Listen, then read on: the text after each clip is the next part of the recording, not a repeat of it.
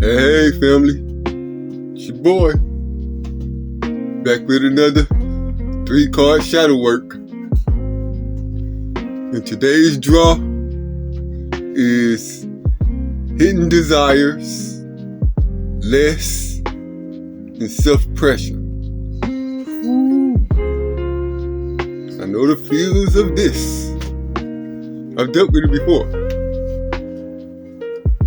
And what I'm getting off the surface is somebody has some hidden desires for someone else, for someone.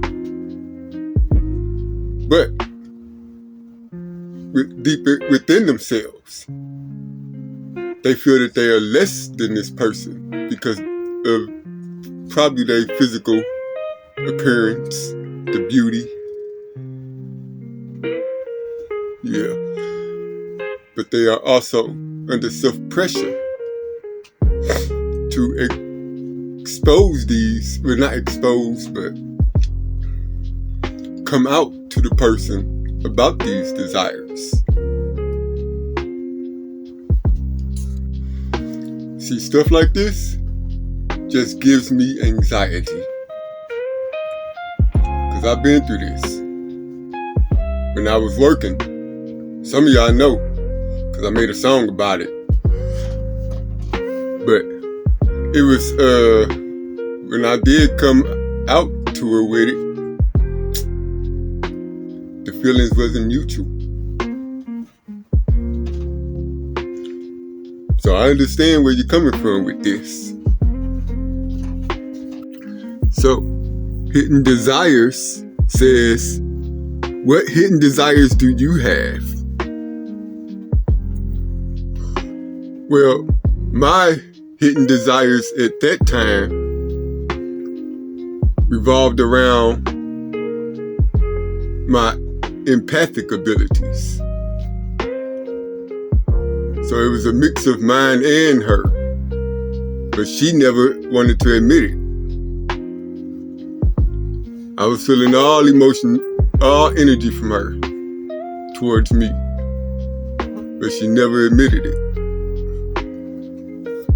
And so I made a song about it,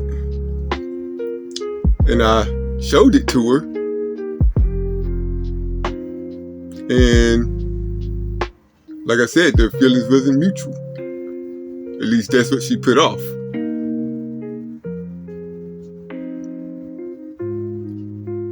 To some people, I give off an intimidating look, I guess. They feel intimidated by me, I guess. I don't know. But people will always usually avoid me. But anyways, let's get back to this, back deep into the meat. The next card is less. And less says, what do you need less of? To tell you guys the truth, at that time, I needed less of self-pressure that we got down here. It would have gave me more time to, but I don't want to go into too much detail because you know, you're on a time schedule here. We're 4 minutes in and we ain't even made it to the next card yet, but we finna get there now. And the next card is self-pressure, and self-pressure says, when are you the hardest on yourself?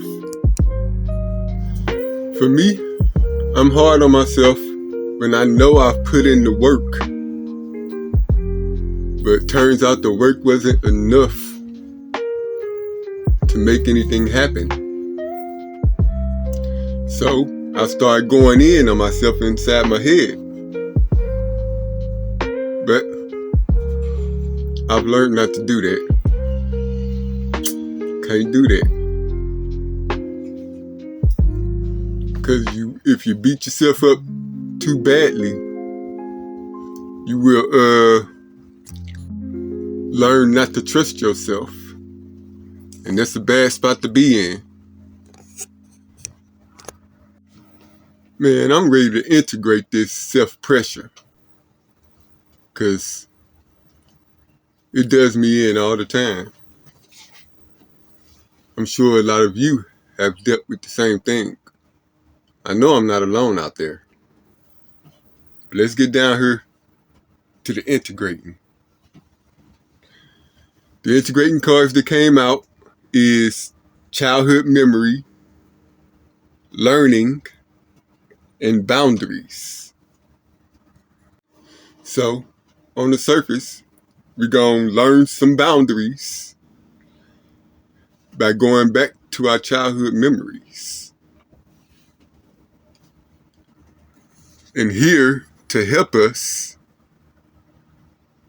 integrate all this is my soul sister, Elaris.